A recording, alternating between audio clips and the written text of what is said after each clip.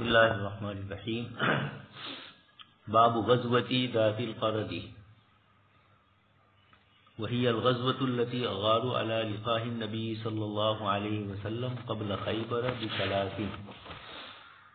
حضرت امام بخاری رحمۃ اللہ علیہ یہاں سے غزوہ ذات القرد کو ذکر کرتے ہیں۔ اس کا ذکر اس سے پہلے بھی اجمالاً آ چکا ہے۔ غزوہ انمار، ذات القرد، یہ سب غطفان کے قبائل ہے، اور قریب قریب غطفان کے علاقے میں یہ جتنے بھی لوگ رہتے تھے، ان سارے چھوٹے موٹے ان لوگوں کے ساتھ، قبیلوں کے ساتھ مسلمانوں کی مدبیر ہوئی، اسی میں ذات القرد بھی ہے۔ امام بخاری رحمۃ اللہ علیہ یہاں یہ فرماتے ہیں کہ یہ وہ غزوہ ہے جس میں آپ صلی اللہ علیہ وسلم کی اونٹنیوں کے اوپر دعویٰ بولا گیا، اور یہ واقعہ پیش آیا خیبر میں جانے سے 3 دن پہلے۔ امام بخاری رحمۃ اللہ علیہ کے علاوہ دوسرے اہل سیر وغیرہ حضرات کا اتفاق ہے کہ غزوہ ذی قرد سن 6 ہجری میں حدیبیہ سے پہلے ہوا، اور بھی دوسرے حضرات نے، محمد ابن اسحاق وغیرہ نے بھی یہی ذکر کیا۔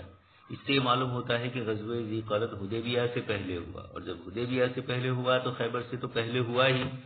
لیکن خیبر کے 3 دن پہلے کا جو ذکر ہو رہا ہے، جبکہ یہاں حدیبیہ کے بعد خیبر کا ذکر آتا ہے روایت میں، جیسا آپ سن چکے ہیں۔ امام بخاری رحمۃ اللہ علیہ نے لیکن یہاں پر غزوہ خیبر سے 3 دن پہلے کا اس کو ذکر کیا، اور بھی دیگر حضرات نے امام بخاری رحمۃ اللہ علیہ کی موافقت کی ہے۔ امام مسلم رحمۃ اللہ علیہ نے بھی روایت ذکر کی حضرت سلمہ ابن اکوع کی، اس سے بھی معلوم ہوتا ہے کہ غزوہ خیبر سے 3 دن پہلے ہوا۔ حافظ ابن حجر اسقلانی رحمۃ اللہ علیہ یہ فرماتے ہیں کچھ حضرات نے غزوہ خیبر کو متعدد مانا، چونکہ روایتوں میں تطبیق نہیں ہو رہی ہے، تو اس کے بجائے امام حافظ ابن حجر اسقلانی رحمۃ اللہ علیہ فرماتے ہیں کہ ذات القرد، یہ عبد الرحمن ابن حفص فزاری وغیرہ ان لوگوں نے جو مسلمانوں کے یہ جو صدقات کے جانور یہاں رہتے تھے، اور ان کے اوپر دعویٰ بولنے کا ایک ہی مرتبہ واقعہ پیش نہیں آیا ہے، اس سے پہلے کئی مرتبہ ہوا ہے، اس لیے اس کو عام اہل سیر ذکر کرتے ہیں، وہ حدیبیہ سے پہلے ہے۔ اور امام بخاری نے فتح خیبر سے 3 دن پہلے جو یہاں روایت میں ذکر کیا، یعنی تعدد واقعات پر اس کو محمول کیا جائے۔ ذات القرد کا یہ شرارتیں اور اس طرح کی آپ صلی اللہ علیہ وسلم کے جانوروں کو رات کے وقت اچانک اس پر حملہ کر کے لے جانا، اس قسم کی شرارتیں ان کی طرف سے کئی مرتبہ ہوئی ہے، اور یہ ذات القرد میں ہی عموماً آپ صلی اللہ علیہ وسلم کے اونٹ رہتے تھے، اس لیے اس کو 2 مرتبہ ہے، اس کو متعدد واقعہ مان لیا جائے تو خیبر سے 3 دن پہلے والا الگ ہے، اور دوسرے حضرات نے جو دوسرے اعتبار سے ذکر کیا اس کو حدیبیہ سے پہلے، ان کی بات بھی صحیح ہے۔ خیر، امام بخاری رحمۃ اللہ علیہ نے یہاں اس کو خیبر سے 3 دن پہلے والی روایت کو ترجیح دی ہے، اور بھی دیگر حضرات نے جیسے امام مسلم وغیرہ نے، ابن قیم وغیرہ نے اسی کو ترجیح دیا ہے، امام بخاری والے قصے کو، یعنی ان کی تاریخ کو، اس لیے کہ امام بخاری رحمۃ اللہ علیہ روایت کے حوالے سے اس بات کو ذکر کرتے ہیں، جبکہ دیگر سیر والے حضرات نے جو کچھ ذکر کیا یہ بھی اپنی جگہ پر صحیح ہے، روایتوں میں وہ لفظ بھی آیا ہے۔ روایت آگے آ رہی ہے، واقعہ کیا پیش آیا۔ حضرت سلمہ ابن اکوع رضی اللہ تعالیٰ عنہ روایت کے راوی ہے، وہ فرماتے ہیں کہ ایک دن میں نکلا قبل ان یؤذن بالاولی، فجر کی نماز، فجر کا وقت ہونے سے پہلے ہی میں نکلا، اذان اول سے، یعنی فجر کی اذان کے وقت، اور غابہ کے اندر دوسری روایتوں میں لفظ ہے چونکہ وہاں پر ان کی کوئی کام کاج ہوگا ان کا، وکانت لقاء رسول اللہ، اور آپ صلی اللہ علیہ وسلم کی اونٹنیاں چل رہی تھی مقام ذی قرد میں۔ فرماتے ہیں کہ حضرت عبد الرحمن بن عوف کے غلام حضرت جن کا نام بھی روایتوں میں رباح آتا ہے، آپ صلی اللہ علیہ وسلم کے بھی خادم تھے، اور حضرت عبد الرحمن بن عوف رضی اللہ تعالیٰ عنہ کے تو تھے ہی غلام، اس نسبت سے دونوں کی طرف ان کی نسبت صحیح ہو گئی، روایتوں میں آپ صلی اللہ علیہ وسلم کے غلام کا لفظ بھی آیا ہے۔ تو انہوں نے جب دیکھا حضرت سلمہ ابن اکوع کو، تو انہوں نے آواز لگائی کہ اخذت لقاء رسول اللہ صلی اللہ علیہ وسلم، اللہ کے رسول صلی اللہ علیہ وسلم کی اونٹنیوں کو لے لیا گیا ہے۔ میں نے پوچھا کہ کس نے؟ حضرت سلمہ نے پوچھا، تو انہوں نے کہا کہ غطفان والوں نے۔ تو آپ نے زور سے 3 مرتبہ آواز لگائی، فصرخت 3 صرخات، یا مدینہ منورہ اور اس زمانے میں عرب لوگوں میں یہ دستور تھا کہ جب اس طرح کا کوئی ہنگامی واقعہ پیش آئے تو کسی پہاڑی پر چڑھ کر زور سے آواز لگاتے ہیں، صبح کے وقت ہو تو یا صباحا، اور شام کے وقت ہو تو یا مسا، اور اس طریقے سے لوگوں کو مطلع کر دیا۔ فاسمعت ما بین لابتئی المدینہ، اللہ پاک نے ان کی آواز بھی ایسی رکھی ہوگی، بس میں نے سنا دیا مدینہ منورہ کے دونوں کونوں کے درمیان کے لوگوں کو، پہلے محلے اور آخری محلے، سارے لوگوں کو میں نے سنا دیا۔ ثم اندفعت علی وجہی، اور پھر ہمت کی ان کی کہ اکیلے ہو کر اتنے لوگوں کے پیچھے آپ گئے۔ حتی ادرکتہم، میں نے ان کو پا لیا، وقد اخذوا یستقون من الماء، یہ لوگ اس وقت اپنے جانوروں کو یا خود پانی پینے کے لیے یہ لوگ وہاں پہنچے تو میں ان کے پیچھے ہی گیا، پانی پلانا چاہ ہی رہے تھے وہ اپنے جانوروں کو، کہ فجعلت ارمیہم بنبلی، میں اپنے تیر کے ذریعے میں نے ان کو تیر مارنا شروع کر دیا، اور اللہ پاک نے مجھے اس میں صلاحیت دی تھی، وکنت رامیا، اچھی طریقے سے میں تیر اندازی کرتا تھا۔ ساتھ ساتھ میں نے یہ اشعار بھی پڑھے،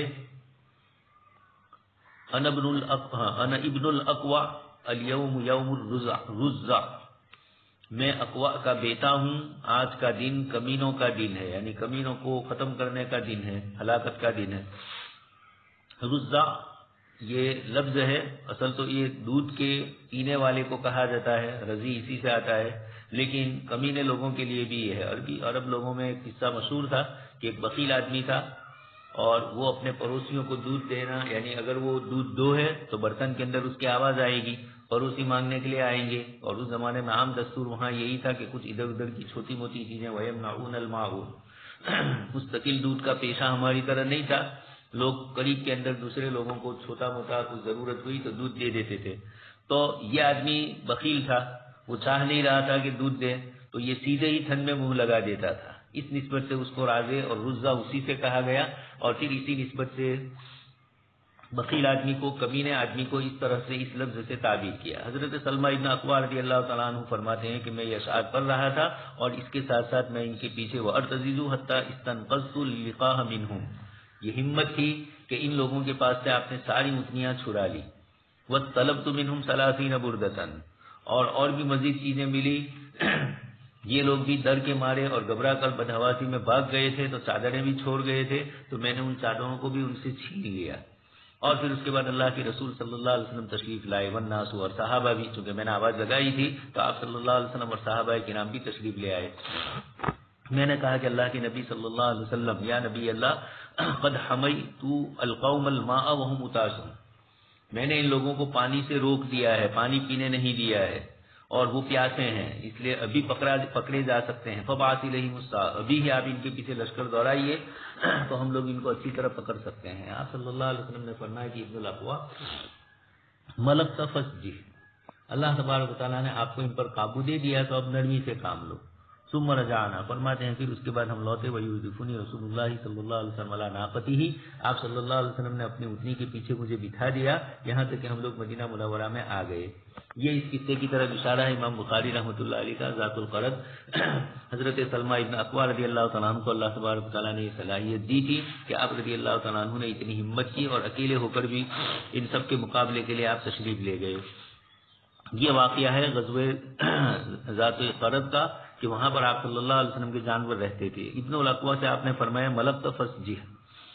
ایک طرف ان کی ہمت کو داد دینا ہے، دوسری طرف انہوں نے آپ صلی اللہ علیہ وسلم سے ایک مشورہ کی بات کی کہ اللہ کے رسول ابھی پکڑے جائیں گے یہ، آپ صلی اللہ علیہ وسلم نے فرمایا کہ ابن الاقوع جب یہ لوگ بھاگ گئے ہیں، ہماری چیز واپس آ گئی ہے، تو اب آگے ان کے ساتھ اس طرح کا سلوک کرنے کی اب ضرورت نہیں ہے۔ دو باتیں ہیں، یا تو اسلام کی طرف متوجہ کرنے کے لیے فسجی، آپ صلی اللہ علیہ وسلم نے فرمایا کہ نرمی کا معاملہ کیجیے، شدت نہ کیجیے، اور دوسری بات یہ ہے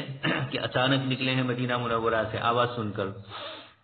یہ چند آدمی ہو، کبھی کبھار یہ بھی ہوتا ہے کہ دو چار آدمیوں کو اس طرح شرارت کرنے کے لیے بھیج دے اور پیچھے لشکر ہو اور اچانک وہ حملہ کر دے، اس کے بھی امکانات اگرچہ یہاں تو ماشاءاللہ تعداد تھی آپ صلی اللہ علیہ وسلم کے ساتھ صحابہ کرام کی، لیکن یہ کہ آپ صلی اللہ علیہ وسلم نے دو وجوہات میں سے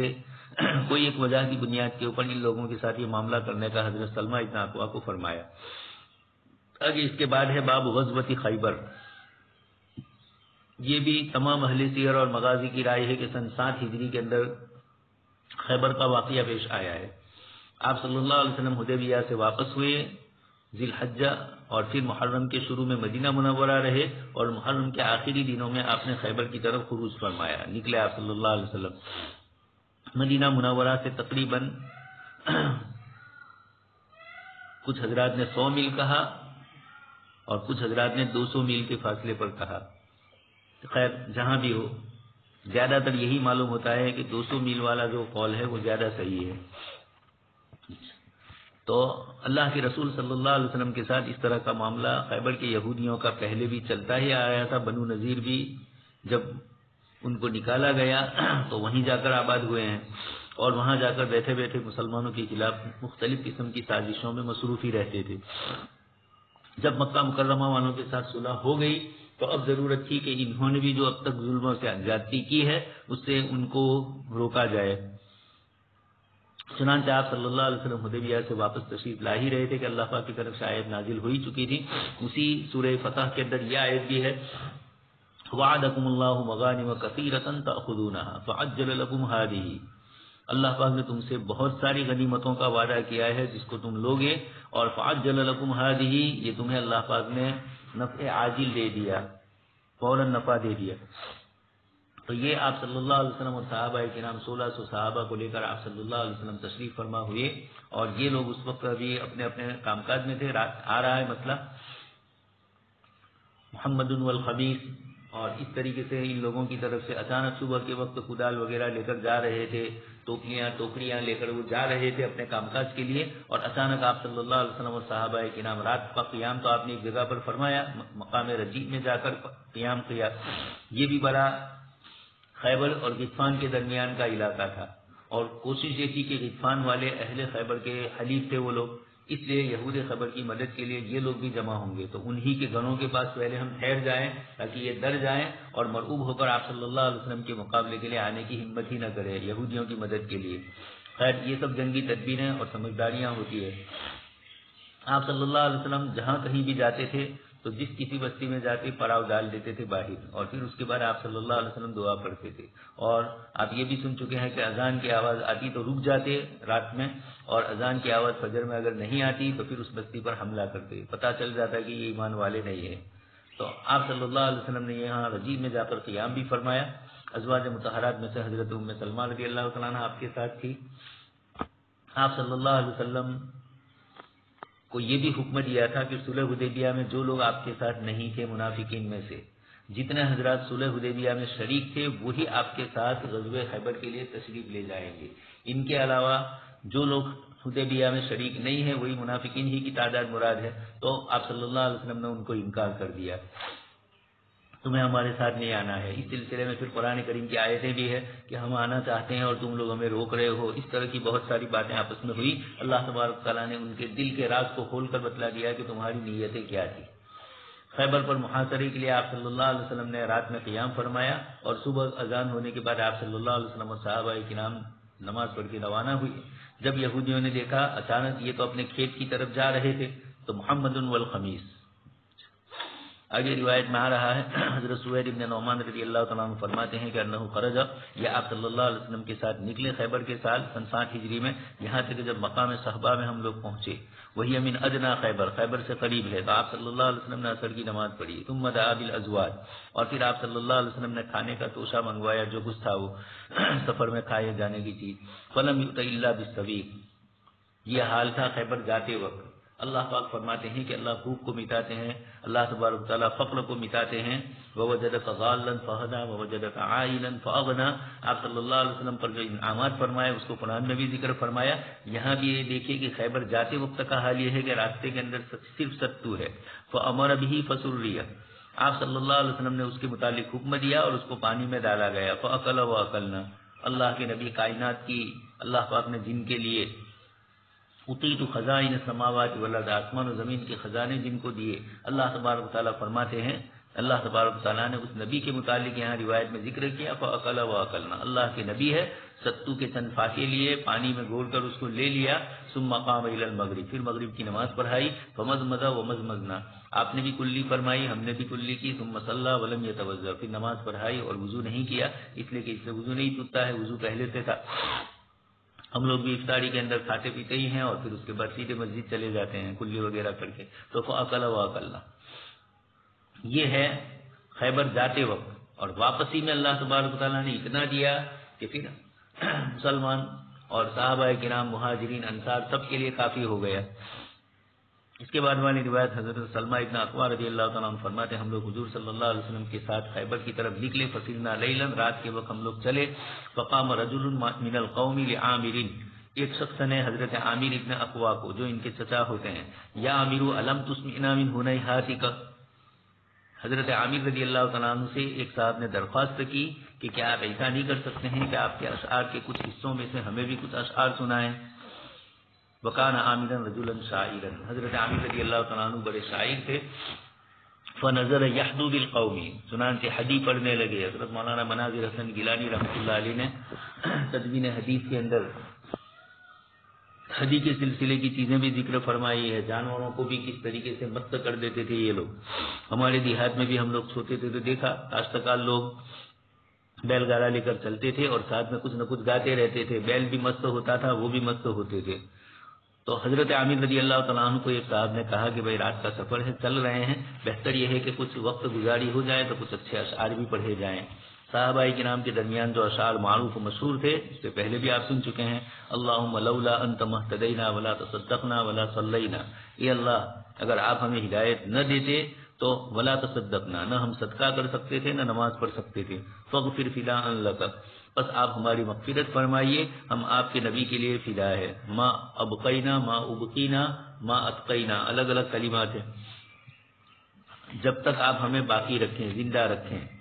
یا جب تک ہم گناہوں سے بچتے رہیں. اتقینا کا کچھ معنی کچھ حضرات نے یہ بھی کیا، منہیات سے ہم رک جائیں. وثبت الاقدام ان لاقینا، اور آپ دشمن کے مقابلے میں ہمیں ثابت قدم رکھیں، ان لاقینا اگر ہماری ان سے مدبر ہو جائے. وَأَلْقِيًا سَكِينَةً عَلَيْنَا، القی ہے نون تو ضرورت شاعری کی بنیاد پر لگایا گیا ہے. وَأَلْقِيًا سَكِينَةً عَلَيْنَا، اور آپ ہمارے اوپر سکون نازل فرمائیے، سکینت اپنی طرف سے نازل فرمائیے. اِنَّا إِذَا صِيحَ بِنَا أَبَيْنَا، جب ہمیں پکارا جائے تو ہم نے انکار کر دیا. مراد یہ کہ دشمن ہمارے مقابلے کے لیے جب آ رہا ہے اور ہمیں کفر کی طرف دعوت دے رہا ہے تو ہم ان کا مقابلہ کریں گے اور ابینا انکار کریں گے. دوسری کچھ روایتوں میں اتینا ہے، جب ہمارے مقابلے میں وہ آئیں گے اور ہمیں جہاد کے لیے بلایا جائے گا تو ہم ان کی طرف جائیں گے، یعنی ہمارے ساتھیوں کی طرف سے ہمیں بلایا جائے تو ہم پہنچیں گے. وَبِالصَّبَاحِ أَوَّلُوا عَلَيْنَا، اور صبح کے وقت انہوں نے بڑی باری آواز سے مدد چاہی. اول تو علی فلان، اس کا معنی استغثتو مدد چاہنا. تو اولوا علینا، صحابی رضی اللہ تعالیٰ عنہ یہ اشعار پڑھ رہے تھے. آپ صلی اللہ علیہ وسلم نے پوچھا من ھذا السائق، یہ سائق کون ہے؟ مراد یہ ہے کہ یہ پڑھنے والے کون ہیں؟ لوگوں نے کہا کہ حضرت عامر ابن اقوا ہے. تو اس کے جواب میں پھر آپ صلی اللہ علیہ وسلم نے ایک جملہ فرمایا اور اسی پر پھر حضرت عمر رضی اللہ تعالیٰ عنہ وغیرہ نے جملہ آپ صلی اللہ علیہ وسلم سے عرض کیا. خیر یہاں ایک لفظ ہے فغفر فداء لک، آپ ہماری بخشش کر دیجئے. فداء لک، یہ فداء لک کا مطلب ہوتا ہے ہم آپ کے لیے فدیہ ہونا چاہتے ہیں، فنا ہونا چاہتے ہیں. اور فنا تو قربان ہونا چاہتے ہیں. مطلب یہ ہوا کہ آپ پر موت آنے کے بجائے ہم پر آ جائے، جبکہ اللہ تبارک تعالیٰ کی ذات عالی سے منزہ اور مبرہ ہے. اس لیے کچھ حضرات نے کہا کہ اس لفظ کا یہاں یہ مفہوم مراد نہیں ہے، بلکہ فداء لک کا مطلب آپ کے دین کے لیے، آپ کے نبی کے لیے ہم فدا ہونا چاہتے ہیں. یہی جواب، لیکن اس کو جواب کی ضرورت بھی نہیں ہے. عربی اشعار کے اندر اس طرح بولا جاتا ہے اور اسی طرح ہماری زبانوں میں بھی اس طرح کے کلمات ہوتے ہیں. اس کے حقیقی معنی مراد نہیں ہوتے ہیں، اس کے مرادی معنی ہی سمجھے جاتے ہیں اور کوئی اس پر اشکال نہیں کرتا اس لفظ کے اوپر. تو ایک جواب سب سے بہتر یہی ہے. کچھ حضرات نے فداء لنبی کا اس طرح کا لفظ بڑھایا، کچھ حضرات نے اور بھی تعویلیں کی، لیکن سب سے بہتر یہی ہے کہ عربی میں یہی لفظ بولا جاتا ہے. اور فدا کا لفظ جب بندوں کے لیے بولا جائے تو الگ مفہوم ہوگا، اور اللہ پاک کی ذات عالی کی طرف نسبت ہوگی تو الگ ہوگا. اس لیے اس طرح کے اشکال کی کوئی ضرورت ہی نہیں ہے. خیر تو صحابی رضی اللہ تعالیٰ عنہ نے اپنی مدد کرنے والوں کے سلسلے میں بھی فرمایا ہم کو ان پر بھروسہ ہے. وَبِالصَّبَاحِ أَوَّلُوا عَلَيْنَا، صبح کے وقت ان لوگوں نے ہمارے ساتھ جو کچھ کیا ہے ہم ان کے مقابلے کے لیے کھڑے رہیں گے. ہمارے ساتھی اگر ہمیں دعوت دیں گے اپنی مدد کے لیے تو ہم ان کی مدد کے لیے بھی جائیں گے دشمن کے مقابلے میں. یہ اشعار حضرت سلمہ ابن اقوا نے پڑھے تو قال یرحم اللہ، آپ صلی اللہ علیہ وسلم نے فرمایا کہ من ھذا السائق، یہ پڑھنے والے کون ہیں؟ صحابہ کرام نے کہا کہ حضرت عامر رضی اللہ تعالیٰ عنہ ہے. آپ صلی اللہ علیہ وسلم نے فرمایا اللہ ان پر رحم فرمائے. قال رجل من القوم، مراد اس سے حضرت عمر رضی اللہ تعالیٰ عنہ ہے. حضرت عمر رضی اللہ تعالیٰ عنہ نے فرمایا وجبت یا نبی اللہ، اللہ کے نبی صلی اللہ علیہ وسلم ان کے لیے شہادت واجب ہو گئی، اس لیے کہ حضور نے فرمایا یرحمہ اللہ، اللہ ان پر رحم فرمائے. اور یہ کنایے ہوتے ہیں اللہ کی بارگاہ عالی میں شہادت کے. تو آپ صلی اللہ علیہ وسلم کی عادت مبارکہ تھی کہ جب آپ کسی کے لیے استغفار کرتے تو استغفار سے خاص کرتے تو اس کی شہادت کا مسئلہ سمجھا جاتا اور وہ شہید ہو جاتے. قال رجل من القوم وجبت، تو حضرت عمر رضی اللہ تعالیٰ عنہ نے فرمایا کہ اللہ کے رسول صلی اللہ علیہ وسلم ان کے لیے واجب ہو گئی. لولا امتعتنا به، کاش کہ آپ ہمیں ان سے فائدہ اٹھانے دیتے، یعنی ابھی وہ زندہ رہتے، شہید نہ ہوتے اور مزید دوسری معرکہ کے اندر وہ ہمارے ساتھ رہتے. فاتینا خیبر، خیر بات تو اتنی ہو گئی. اب یہ صحابی رضی اللہ تعالیٰ عنہ اس کے بعد فرماتے ہیں کہ اللہ تبارک تعالیٰ کی طرف سے ان کا معاملہ ایسا ہوا کہ حضرت عامر رضی اللہ تعالیٰ عنہ شہید تو ہوئے، لیکن بات ایسی ہوئی کہ دشمن کے مقابلے کے لیے خیبر کے بڑے لوگ آئے مقابلے میں. حضرت عامر رضی اللہ تعالیٰ عنہ کی تلوار چھوٹی تھی اور اتفاق سے وہ مارنے گئے دشمن کو اور لگ گئی ان کے گھٹنوں میں، اور اسی سے ان کی شہادت ہوئی. اس پر کچھ لوگوں نے کہا کہ انہوں نے خودکشی کی، یا کچھ لوگوں نے کہا کہ ان کی شہادت پوری نہیں ہوئی. تو اس کے جواب میں پھر حضرت سلمہ روتے رہے. اللہ کے رسول صلی اللہ علیہ وسلم نے فرمایا کہ کیا ہوا؟ انہوں نے فرمایا کہ اللہ کے رسول ان کے متعلق لوگ یہ کہتے ہیں. تو پھر آپ صلی اللہ علیہ وسلم نے فرمایا کہ نہیں، کذب من قالہ، جس نے بھی ان کے متعلق اس طرح کی بات کی وہ صحیح نہیں ہے. ان لہ لاجرین، ایک ہی ثواب نہیں بلکہ ان کو دگنا ثواب ملے گا، اللہ کی راہ میں اطاعت کرنے کا بھی اور اللہ کی راہ میں جہاد کرنے کا بھی. اور وجمع بین اصابعہ، آپ صلی اللہ علیہ وسلم نے اپنی دونوں انگلیوں کو جمع کیا اور فرمایا انہ لجاہد مجاہد، یہ اپنی طرف سے مشقت میں مرتکب ہونے والے ہیں، مشقت کرنے والے ہیں، اور مجاہد اللہ کی راہ میں جہاد بھی کرنے والے ہیں. قل عربی مشابہا مثلہ، بہت کم عربی ایسے ہیں جو ان کے مشابہ ہے. یہ آپ صلی اللہ علیہ وسلم نے ان کے لیے اس خاص موقع کے اوپر یہ فرمایا کہ اللہ تبارک و تعالیٰ نے ان کو ایک خصوصی چیز سے نوازا. کچھ روایتوں میں لفظ مشابہہ بھی ہے، بہت کم عربی ہے جو اس طریقے سے چلے. مراد یہ ہے کہ انہوں نے جو دشمن سے مقابلہ آرائی کے لیے اپنے آپ کو تیار کیا اور چھوٹی تلوار ہونے کے باوجود انہوں نے اس طریقے سے معرکہ میں حصہ لیا، یہ اللہ پاک کی طرف سے ان کو بڑی سعادت ملی. خیر تو آگے ہے فحاصرناہم حتی اصابتنا مخمصۃ شدیدۃ. صحابی رضی اللہ تعالیٰ عنہ فرماتے فاتحنا خیبر، ہم لوگ خیبر میں آئے. فحاصرناہم، ہم نے ان کا محاصرہ کیا یہودیوں کا، یہاں تک کہ ہمیں سخت تکلیف پہنچی، بھوک لگی. ثم ان اللہ فتحها علیہم، ایسے ہی نہیں ہوا ہے، فتح خیبر سے پہلے بڑی معرکہ آرائی ہوئی ہے، اس لیے کہ یہودی ایسے ہی تھوڑے، وہ تو محاصرہ کر کے اندر چلے گئے اور کھانے پینے کی بہت ساری چیزیں یہودیوں کے پاس تھی، ان کے قلعے محفوظ تھے اور کھیتی باڑی والے لوگ تھے، تو اچھا خاصا اناج دوداؤن وغیرہ ساری چیزیں ان کی بڑی ہوئی تھی. تو آپ صلی اللہ علیہ وسلم، اور ایک قلعہ نہیں تھا، 6 قلعوں کا ذکر مغازی کی کتابوں میں آتا ہے. الگ الگ اہل سیر نے ان کے الگ الگ قلعے لکھے ہیں. ان تمام قلعوں کے اندر سب جگہ پر کھانا پینا اچھی طریقے سے انہوں نے رکھا تھا. قلعہ نعیم فتح ہوا، اور اسی طریقے سے قلعہ قموس بھی ہے، پھر قلہ نامی ہے، پھر اس کے بعد قلعہ وطیح بھی ہے، قلعہ سلاسم بھی ہے. یہ مختلف قلعے تھے ان کے جو بڑے مضبوط تھے. آپ صلی اللہ علیہ وسلم نے ان قلعوں کو فتح کرنے کے لیے الگ الگ انداز اختیار فرمایا. اللہ تبارک تعالیٰ نے اس کے بعد سارے قلعے فتح فرما دیے. حضرت علی رضی اللہ تعالیٰ عنہ کا ذکر آگے آ ہی رہا ہے. یہ اس طرح کے جتنے قلعے تھے اللہ تبارک تعالیٰ نے ان کو فتح فرمایا. صحابی رضی اللہ تعالیٰ عنہ نے اس کی طرف اشارہ فرمایا. اللہ پاک نے خیبر کے قلعے فتح فرما دیے. فلما امسى الناس، پس جب لوگوں نے شام کی، مساء اليوم الذي فتحت علیہم، جس دن فتح ہوا اس دن کی شام، اوقدوا نيرانا كثيرة، تو ان حضرات نے بہت ساری آگ روشن کی. فقال النبی صلی اللہ علیہ وسلم ما هذه النيران، آپ صلی اللہ علیہ وسلم نے پوچھا کہ ان آگ کے اوپر کیا پک رہا ہے. الا ای شیء توقدون، یہ ہانڈیاں کیسی اور کیا پکا رہے ہو. صحابہ نے فرمایا کہ الا لحم، گوشت ہے. فرمایا الا ای لحم، کون سا گوشت ہے. صحابہ نے فرمایا پالتو گدھوں کا گوشت ہے. آپ صلی اللہ علیہ وسلم نے فرمایا کہ اس کو بہا دو اور برتنوں کو توڑ دو. ایک صحابی نے عرض کیا کہ اللہ کے رسول صلی اللہ علیہ وسلم برتن کو تو بہا دیں ہم، لیکن توڑے نہیں، اس کے بجائے اس کو دھو لیں تو چل جائے گا. آپ نے فرمایا اوذا کا، ٹھیک ہے. آپ صلی اللہ علیہ وسلم نے اس کی اجازت دی. فلما تصاف القوم، جب مشرکین سے جب ان سے یہودیوں سے مقابلہ ہوا، دونوں جماعتوں کی ایک دوسرے سے مدبیر ہوئی، تو کان سیف عامر قصیرا، حضرت عامر ابن اقوا رضی اللہ تعالیٰ عنہ کی تلوار چھوٹی تھی. فتناول به ساق یہودی، آپ نے اس کو اٹھایا یہودی کو مارنے کے لیے، لیضربہ، تاکہ اس کو مارے آپ. لیکن فیرجو ذباب سیفہ، بس تلوار کا کنارہ اور تلوار کی نوک اوپر کی جو جھاردار ہوتی ہے، یہ آپ کی طرف آئی تلوار اچھل کر، اور فاصاب عین رکبت عامر، حضرت عامر رضی اللہ تعالیٰ عنہ کے گھٹنے پر لگ گئی. فمات منہ، آپ کی شہادت اسی میں ہوئی، اپنی ہی تلوار آپ کے اوپر دشمن کو مارنے گئے اور لگ گئی۔ یہ اللہ تبارک و تعالیٰ کی طرف سے تکوینی نظام ہے۔ ساری کوششیں صحابی رضی اللہ تعالیٰ عنہ نے اپنی طرف سے فرمائی، لیکن اللہ تبارک و تعالیٰ کی طرف سے ان کی شہادت اسی انداز میں ہونی تھی، اس لیے صحابی رضی اللہ تعالیٰ عنہ کو یہ چیز لگ گئی۔ قال فلما قفلوا، جب لوگ لوٹے تو حضرت سلمہ رضی اللہ تعالیٰ عنہ فرماتے ہیں کہ رآنی رسول اللہ صلی اللہ علیہ وسلم وهو آخذ بیدی، میں نے رآنی رسول اللہ، میں نے آپ صلی اللہ علیہ وسلم کو دیکھا کہ آپ نے میرا ہاتھ پکڑا ہے، اور آپ صلی اللہ علیہ وسلم نے فرمایا مالک، کیا ہو گیا؟ مجھے غمگین دیکھا تھا، تو میں نے کہا کہ میرے ماں باپ آپ پر قربان ہو۔ زعموا ان عامرا حبط عمله، کچھ لوگوں نے یہ کہا کہ حضرت عامر رضی اللہ تعالیٰ عنہ خودکشی کی، اس لیے ان کا سارا عمل بیکار ہو گیا۔ آپ صلی اللہ علیہ وسلم نے فرمایا کہ جنہوں نے کہا انہوں نے غلط کہا، ان لہ لاجرین، ان کو دگنا ثواب ملے گا۔ اور پھر آپ صلی اللہ علیہ وسلم نے 2 انگلیوں سے اشارہ بھی فرمایا، اور یہ بھی فرمایا انہ لجاہد مجاہد، 2 جملے ان کے لیے فرمائے۔ قل عربی مشابہا مثلہ، بہت کم عرب ان کے مشابہ ہیں، تو دگنا اجر آپ صلی اللہ علیہ وسلم نے ان کے لیے بتلایا۔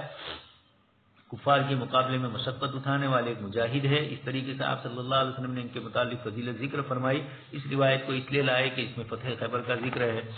آگے اس کے بعد امور اہلیہ کا ذکر ہے، وہ بھی آگے آ رہا ہے۔ اللہ تبارک و تعالیٰ نے خیبر کو فتح فرمایا، اور اس سلسلے کے اندر صحابی رضی اللہ تعالیٰ عنہ کے لیے آپ صلی اللہ علیہ وسلم نے یرحم اللہ فرمایا، وہ عملی تطبیق ہو گئی، اللہ پاک کی طرف سے ان کو شہادت اس طرح ملی۔ دوسری روایت میں، حاتم والی روایت میں نشأ بہ ہے، نشأ بہا ہے، بہت کم نوجوان ہیں جو اس طریقے سے پلے اور بڑھے، یعنی اللہ کے دین کی خدمت کرتے ہوئے، اللہ کے دین کے لیے قربانیاں دیتے ہوئے پلے بڑھے۔ یہ نشأ بہا حاتم کی روایت کے اندر یہ موجود ہے، لیکن دوسرے حضرات نے عمومی طور پر وہی لفظ ذکر کیا، مشابہن کا لفظ ہی ذکر کیا۔ آگے والی روایت ہے، رسول اللہ صلی اللہ علیہ وسلم عطا خیبر لیلا، رات کے وقت آپ صلی اللہ علیہ وسلم خیبر میں تشریف لائے، اور جب آپ صلی اللہ علیہ وسلم کسی قوم کے پاس آتے تھے رات کے وقت تو صبح تک ان سے قریب نہیں ہوتے تھے، بس جب صبح ہوئی تو آپ صلی اللہ علیہ وسلم تو یہودی نکلے اپنی کدالوں کو لے کر، اپنی ٹوکریوں کو لے کر، کھیتی باڑی کے لیے کام کاج کے لیے جاتے تھے، باغ بغیچے لگے ہوئے تھے وہاں پر، اس لیے باغات کے اندر ٹوکریوں کی ضرورت پڑتی ہے، باغات کے اندر کدال وغیرہ کی ضرورت پڑتی ہے، تو اپنے کھیتی باڑی کے اوزار وغیرہ لے کر یہ لوگ نکلے۔ فلما رأوہ، جب انہوں نے آپ صلی اللہ علیہ وسلم کو دیکھا تو قالوا محمد واللہ محمد والخمیس، تو زور سے آواز لگانے لگے ھذا محمد، ھذا محمد والخمیس، اور لشکر کے 5 حصے ہوتے ہیں، میمنہ، میسرہ، بیچ والا، آگے پیچھے، یہ اس بنیاد کے اوپر اس کو لشکر کو خمیس بھی کہتے ہیں۔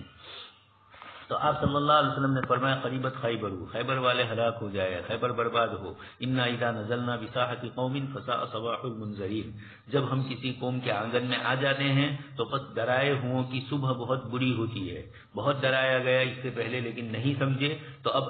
اللہ کی نبی ہے منذر اور یہ ہے منذر۔ سورہ صافات کے اندر یہ آیتیں ہیں،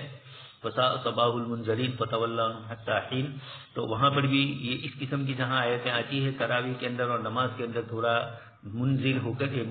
کر ہی پڑھنا ہوتا ہے، ڈرا ہوا ہو کر ہی، ایسا نہ ہو کہ منذرین پڑھ لے اور نعوذ باللہ انبیاء کرام علیہ السلام کے لیے فساء ہو جائے، تو معنی میں گڑبڑ ہو جاتی ہے نماز میں۔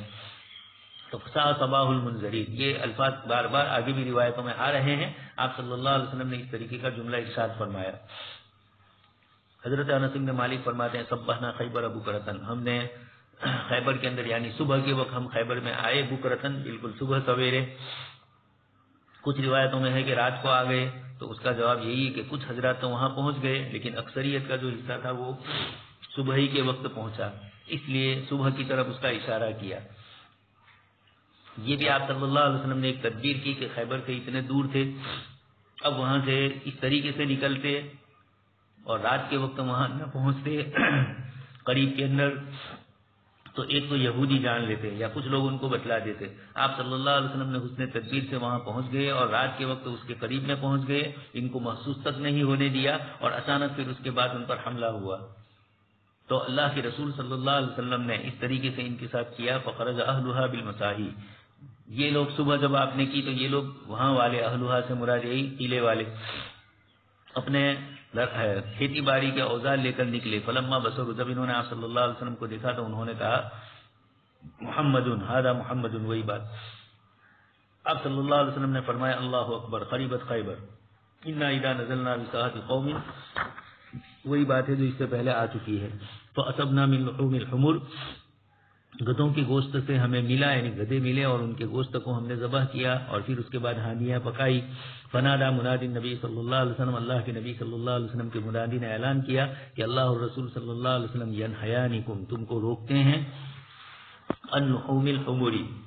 گدھوں کے گوشت سے۔ جو جنگلی گدھے ہیں ان کا استعمال تو جائز ہے، لیکن پالتو گدھے جو ہیں ان کے متعلق جمہور کا اتفاق ہے کہ آپ صلی اللہ علیہ وسلم نے اس سے منع فرما دیا خیبر میں، فَإِنَّهَا رِجْسٌ۔ البتہ ممانعت کی وجہ کیا ہے آپ صلی اللہ علیہ وسلم کی طرف سے، یہ الگ بات ہے۔ اس روایت میں یہ فرمایا گیا کہ فَإِنَّهَا رِجْسٌ، اور دوسری اس کے بعد والی روایت آئی ہے، اس کے اندر صحابی رضی اللہ تعالیٰ عنہ فرماتے ہیں کہ گدھے کم ہو جائیں گے سفر کے لیے، گدھے کم ہو گئے، تین مرتبہ انہوں نے جب یہ کہا تو پھر آپ صلی اللہ علیہ وسلم نے اس کے بعد منع فرمایا۔ انہوں نے 3 مرتبہ کہا، اللہ کے رسول صلی اللہ علیہ وسلم پر اب تک وحی نازل نہیں ہوئی ہوگی، یا آپ صلی اللہ علیہ وسلم دوسرے میں مشغول ہوں گے، یا آپ چاہتے تھے کہ یہ 3 مرتبہ بولے تاکہ آواز لوگوں تک پہنچے اور سوال کے بعد جواب کے لیے طلب لوگوں کو پیدا ہو، یہ بھی طریقے ہوتے ہیں مختلف۔ خیر، تو اسی کو آگے والی روایت میں ذکر کیا گیا۔ خیر، اس روایت میں فرمایا فَإِنَّهَا رِجْسٌ، اور آگے والی روایت کہہ رہی ہے کہ فنا ہوئے، دونوں چیزیں اپنی جگہ پر جمع ہے۔ حضرت انس بن مالک رضی اللہ تعالیٰ عنہ فرماتے ہیں آپ صلی اللہ علیہ وسلم کے پاس ایک آنے والے صاحب آئے اور انہوں نے کہا کہ گدھے کھا لیے گئے۔ آپ صلی اللہ علیہ وسلم خاموش ہوئے، پھر اس کے بعد انہوں نے یہی کہا، پھر آپ صلی اللہ علیہ وسلم خاموش ہوئے، تیسری مرتبہ پھر آئے اور کہا کہ افنیت الحمور، ختم ہی نہیں، اب تو بالکل فنا ہی ہو گئے۔ تو امر منادیا، آپ صلی اللہ علیہ وسلم نے آواز لگائی حضرت ابو طلحہ کے ذریعے، فنادا فی الناس، انہوں نے فرمایا ان اللہ ورسولہ ینحیانکم، 2 کو جمع کیا یہاں پر، ینحیانی۔ آپ سن چکے ہیں مشکات کے شروع کے اندر خطیب صاحب بئس الخطیب، آپ صلی اللہ علیہ وسلم نے جو فرمایا خطبے کے اندر، جو من یأت اللہ ومن یأتہما، دونوں کو جمع کیا، وہ مناسب نہیں تھا وہاں، تو یہاں پر اس طریقے سے ینحیانکم، اللہ اور اس کے رسول تمہیں روک رہے ہیں پالتو گدھوں کے گوشت سے۔ فَأُخْفِئَتِ الْقُدُورُ، اس سے پہلے والی روایت آپ سن چکے ہیں کہ گدھوں کے گوشت کو چڑھایا گیا تھا، آپ صلی اللہ علیہ وسلم نے صحابہ کرام کو منع فرمایا کہ اس کے گوشت کھانے کی اللہ پاک کی طرف سے اجازت نہیں ہے، تو صحابہ کرام نے اس کی ہانڈیاں ادیل دی اور آپ صلی اللہ علیہ وسلم نے تو توڑنے کا برتنوں کو حکم فرمایا تھا۔ ایک صحابی رضی اللہ تعالیٰ عنہ نے عرض کیا کہ اللہ کے نبی صلی اللہ علیہ وسلم، اگر ہم اپنے برتن اچھی طرح دھو لیں تو یہ برتن ہمیں کام آئیں، تو آپ صلی اللہ علیہ وسلم نے پھر برتن رکھنے کی اجازت فرمائی۔ اسی نسبت سے آپ سن چکے ہیں حنتم، دبا وغیرہ جو شراب کے مٹکے اور شراب کے برتن استعمال ہوتے تھے، آپ صلی اللہ علیہ وسلم نے اس سے منع فرمایا۔ اور پھر اس کے بعد چونکہ اس کے اندر ایک طرف کا نبیذ یعنی ایسے ہوتے تھے کہ جس میں سے ہوا باہر نہ نکلے، تو جلدی سے وہ شراب بن جاتی تھی، وہ تو ایک وجہ ہے ہی، لیکن اس کے ساتھ ساتھ اس طرح کے برتن یعنی غیر مسلمین کے برتن، کفار کے برتن استعمال کرنا تو بہتر تو یہی ہے کہ استعمال نہ کیے جائیں، لیکن اب یہ ہے کہ ہوٹل وغیرہ میں چلے گئے، وہاں دھوئے جاتے ہیں، صاف صفائی ہو جاتی ہے اور پھر اس کے بعد اس کا استعمال ہوتا ہے، تو آپ صلی اللہ علیہ وسلم نے پھر اجازت دی یہاں پر اس کو ان برتنوں کو دھو کر استعمال کرنے کی۔ وَإِنَّهَا لَتَفُورُ بِاللَّحْمِ، یہ گوشت سے بالکل جوش میں تھی، لیکن اللہ پاک کی طرف سے حکم آ چکا ہے اور اس لیے آپ صلی اللہ علیہ وسلم نے فوقیت اس کو ادیل لینے کا حکم فرمایا۔ اس کے بعد والی روایت، صبح کے وقت صلی النبی صلی اللہ علیہ وسلم قریبا من خیبر بغلس، آپ صلی اللہ علیہ وسلم نے فجر کی نماز خیبر کے قریب پڑھائی، سیدھے خیبر تو ابھی نہیں پہنچے، اس کے قریب میں پہنچے اور غلس کے اندر نماز پڑھائی، اس لیے کہ دشمن کے پاس قریب میں جانا تھا، اور پھر غلس اول وقت ہے، ان حضرات کے یہاں یہی ہے، ہمارے یہاں دونوں کو جمع کرنے کا حکم سن چکے ہیں، غلس میں شروع کی جائے اور پھر اس کے بعد تھوڑا اجالا ہو تو اس وقت ختم کی جائے۔ ثم قال، پھر آپ صلی اللہ علیہ وسلم نے فرمایا اللہ اکبر خریبت خیبر، اللہ اکبر کے جملے سے اشارہ فرما دیا کہ اللہ ہی فتح دیتے ہیں، اللہ ہی شکست دیتے ہیں، جب کسی قوم پر اللہ پاک کی طرف سے رحمتیں ہوتی ہے تو وہ قوم کامیاب ہوتی ہے، اور جب کسی قوم کی نحوست ہوتی ہے، بدبختی ہوتی ہے، اللہ تبارک و تعالیٰ کے احکام کی فرما برداری نہیں ہوتی ہے تو اللہ تبارک و تعالیٰ ان کو مغلوب کرتے ہیں۔ انا اذا نزلنا بساحت قوم فساء صباح المنذرین، فخرجوا، یہ لوگ یہودی نکلے، یسعون فی السکک، اپنی گلیوں کے اندر کوشش کرتے ہوئے، اچانک جب آپ صلی اللہ علیہ وسلم اور صحابہ کرام کے لشکر کو دیکھا تو اب کوئی چال اور کوئی بدماشی کرنے کا موقع ہی نہیں ملا، اور نہ قریب میں کوئی تھا ان کے کہ جو ان کو ان کی بدماشی کے ساتھ ان کی مدد کرے۔ مکہ کے مشرکین تو 400 کلومیٹر کے اوپر سے دوری کے پر تھے اور ان سے صلح ہو چکی تھی، یہ تدبیر تھی، یہ ترتیب تھی، یہ فقہ السیرہ ہے آپ صلی اللہ علیہ وسلم کی سیرت کے اندر. اسی لیے ڈاکٹر حمید اللہ صاحب نے کتاب لکھی ہے عہد نبی کے میدان جنگ. آپ صلی اللہ علیہ وسلم نے جو میدان جنگ میں جو کارنامہ انجام دیا، وہ جو جگہ پسند فرمائی، وہ بھی بڑی تدبیر والی، بڑی سمجھداری والی تھی. ڈاکٹر حمید اللہ صاحب نے اس کو پوری تفصیل فرمائی. اسی طرح آپ صلی اللہ علیہ وسلم کی خارجہ پالیسی، آپ صلی اللہ علیہ وسلم کی جنگی پالیسی، مستقل کتابیں الگ الگ لکھی جا چکی ہے اور لکھنے والوں نے بہت کچھ لکھا ہے. حدیث دفاع پاکستان کے ایک جنرل تھے اور انہوں نے پھر اسی نسبت سے آپ صلی اللہ علیہ وسلم کے اس پہلو کو اجاگر کیا، وہ اسی لائن کے تھے، تو انہوں نے اس کی مہارت کی بنیاد پر آپ صلی اللہ علیہ وسلم کی جنگوں کے، آپ صلی اللہ علیہ وسلم کے فیصلوں کے متعلق بہت کچھ لکھا ہے. تو یہ یہاں پر بھی یہودیوں کو اس طرح کا کوئی موقع نہیں ملنے دیا. فخرجوا یسعون فی السکک، تو یہ اب ادھر ادھر بھاگنے لگے. آپ صلی اللہ علیہ وسلم نے ان میں سے لڑنے والوں کو قتل کیا، ان کی عورتوں کو قید کیا. وکان فی السبی صفیۃ، اور انہی قیدی عورتوں میں حضرت صفیہ رضی اللہ تعالیٰ عنہا تھی، جو سردار تھا اس کی بیٹی حیی ابن اخطب کی، یہودی. تو آپ صلی اللہ علیہ وسلم فصارت الی دحیہ، حضرت دحیہ کلبی رضی اللہ تعالیٰ عنہ کو مال غنیمت میں وہ ملی. ثم صارت الی النبی صلی اللہ علیہ وسلم، صحابہ کرام نے آپ صلی اللہ علیہ وسلم سے عرض کیا کہ اللہ کی نبی، یہ قبیلے کے سردار کی بیٹی ہے، اس کے ساتھ آپ کا نکاح ہو، یہی زیادہ مناسب ہے، آپ ہی کے ساتھ وہ رہے. چنانچہ آپ صلی اللہ علیہ وسلم ثم صارت الی النبی، آپ صلی اللہ علیہ وسلم نے حضرت دحیہ کلبی رضی اللہ تعالیٰ عنہ کو دوسری چیزیں دے دی اور حضرت صفیہ رضی اللہ تعالیٰ عنہ آپ صلی اللہ علیہ وسلم کے نکاح میں آئی. فجعل عتقها صداقها، اور ان کی آزادی کو ان کا مہر مقرر کیا گیا. اب یہ ایک مستقل مسئلہ ہے. ہمارے نزدیک معنوی اشیاء نکاح کی مہر میں نہیں آ سکتی، اور اسی نسبت سے آپ بما معک من القرآن التمس ولو خاتما من حدید، جو صحابی رضی اللہ تعالیٰ عنہ کا قصہ روایت میں مشہور ہے، مشکات میں سن چکے ہیں، یہاں بھی کتاب النکاح میں وہ آئے گا. تو آپ صلی اللہ علیہ وسلم نے ان کو کہا، تو بما معک من القرآن میں با ہم نے یہاں تبرک کے لیے لیا، تیمن کے لیے لیا. اس طریقے سے یہاں پر بھی ہے فجعل عتقها صداقا. اب یہ روایتوں الگ الگ قسم کے، روایتوں میں الگ الگ جملے ہیں. اس نسبت سے جب اس طرح کے کلمات آتے ہیں تو احناف اس کی تعویل کرتے ہیں کہ یہ آپ صلی اللہ علیہ وسلم کی خصوصیت تھی.